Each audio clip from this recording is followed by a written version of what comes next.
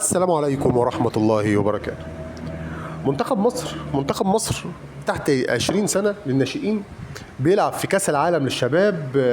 المجموعة بتاعته فيها شوية منتخبات زي اليابان وتشيلي ونيوزيلندا، منتخبات يعني مش قوية خالص، ما تعتبرش من الانديه من المنتخبات القمه في كره القدم. مش هقول لك البرازيل، اسبانيا، المانيا، فرنسا، مش هقول لك الانديه دي خالص، البرتغال، مش هقول لك كل الانديه دي، انا بقول لك اليابان وتشيلي ونيوزيلندا.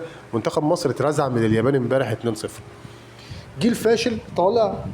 ليه؟ لان الجيل ده طبعا جاي لنا من الاكاديميات ومن انديه زي سيتي ومن انديه. ما هو انت خلاص، انت الاستادات اللي كانت بتاعت الشعب اللي كانت في كل محافظات اتلغت، بقت سيتي كلوب. فانت هيظهر لك مواهب منين؟ مفيش. دلوقتي اللي بيظهر ولي الامر اللي بيدفع فلوس قد كده عشان ابنه يلعب اللعبه دي، هو غصب عنك هو ده اللاعب اللي انت هتصدره للايه؟ للشاشه. لكن اللعيبه الموهوبه، الناس الموهوبه اللي هي الطبقه الفقيره والطبقه الوسطى اللي مش موجوده دلوقتي، مش هيبقوا موجودين. ليه؟ لان معهمش فلوس، مش هيظهروا. انا راجل من طنطا، عندي 34 سنه. من 20 سنه يعني يوم ايام ما كان عندي 14 سنه كنت اروح استاد طنطا ده اخش العب اللعبه. يعني انا لعبت باسكت، لعبت سله، لعبت باسكت، ولعبت سباحه، ولعبت كره قدم. ليه؟ كان الاستاد استاد الشعب. تخش عادي تمضي استماره كده وتخش تختبر وتخش تلعب تتمرن. محمد صلاح ده جالنا منين يا جدعان؟ محمد صلاح اللي احنا عمالين طالعين بيه السما ده جالنا منين؟ لاعب كان جنبي من بلد جنبي اسمها نجريك تبع بسيون، والله الصنطه مش فاكر. جه نادي استاد طنطا برضو اللي كان فري. محمد صلاح متهيألي اكبر مني بسنه او اصغر مني بسنه، حاجه شبه كده. جه استاد طنطا لعب في مقاولين طنطا، لقوه لاعب موهوب، راح مقاولين العرب الفريق الكبير، ومن مقاولين العرب طلع بره اوروبا. محمد النني نفس الكلام. الناس دي طبقه فقيره كادحه، ولا بقى كان عندهم عضويه؟ ما كانش فيه الكلام ده عندنا زمان. دلوقتي استاد طنطا ده بقى عباره عن سيتي كلوب، العضويه فيه معديه ال 100,000 جنيه.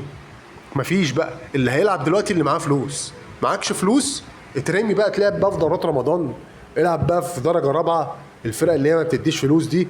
العب في الشارع، روح احجز لك ساعه في ملعب خماسي والعب فيه. دي المواهب دلوقتي مرميه في الملاعب الخماسيه، ومرميه في دورات رمضان، ومرميه في الدورات الشعبيه. لكن هي تلعب في النادي او تلعب او تظهر على الساحه او تبقى هي اللي شايله اسم مصر زي محمد صلاح وكده، مفيش، مش هتلاقي.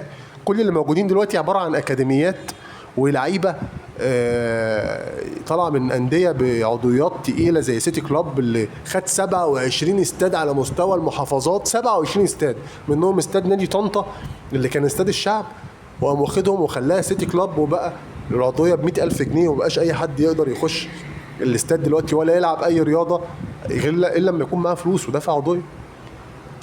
هتيجي دلوقتي تقول لي المواهب دي والاجيال اللي طالعه لنا دي، ولسه ده احنا هنشوف البدع الفتره الجايه. هتقول لي الاجيال دي طالعه لنا شكلها عامل كده ليه؟ والناس دي ما بتلعبش كوره ليه؟ واللعيبه ايه الخاره وايه المستويات الزفت دي؟ هو ده اللي احنا نحصده الفتره الجايه، اللي دفع فلوس وابنه اصلا تلاقيه ما يعرفش الكوره دي مدوره ولا مقوره، لا يفقه شيء في الحياه، بس هو عشان ابوه دفع فلوس هو لازم يلعب. فاهمني؟ الموهوب بقى هتلاقيه مرمي في الشارع. ليه؟ لانه مش عارف يخش النادي، مش عارف يوصل اصلا. ما بقاش فيه نادي، ما بقاش فيه انديه في المحافظات ولا المدن للناس، للشعب، للناس البسيطه، للمواهب ان هي تخش تتمرن، يخش يبان، حتى يظهر، يكون في مدرب يشوفه يا جدع. ما بقاش فيه كشافين بينزلوا الدورات. ليه؟ ما بقاش فيه. ما هو اكاديميه مثلا كابتن فلان، اكاديميه كابتن علان، الكابتن الفلاني اللي هو الاسم المهول ده عمل الاكاديميه دي عشان يطلع اللعيبه دي. يعني يلعبوا فين؟ في الغيط؟ لا طبعا، طلعهم يلعبوا، يروحوا النادي بقى الزمالك، يروحوا الاهلي، يروحوا الانديه دي، يلعبوا بقى منتخب مصر للشباب، وهم اصلا لا يفقهوا شيء. الناس دي دافعه فلوس بس. ونيجي في الاخر نقول الكره ايه؟ اتدحرجت عندنا ليه؟ والكره بقت في الطين. ما عشان ما بقاش في مواهب يا باشا. المواهب كلها في الملاعب الخماسيه. انزلوا الملاعب الخماسيه، الحجوزات بتاعت الملاعب في المدن هتلاقوا المواهب فيها. لكن اللي في الانديه ده دافع فلوس يا باشا، ده دافع فلوس. فحسبي الله ونعم الوكيل. بوظنا الكوره في مصر.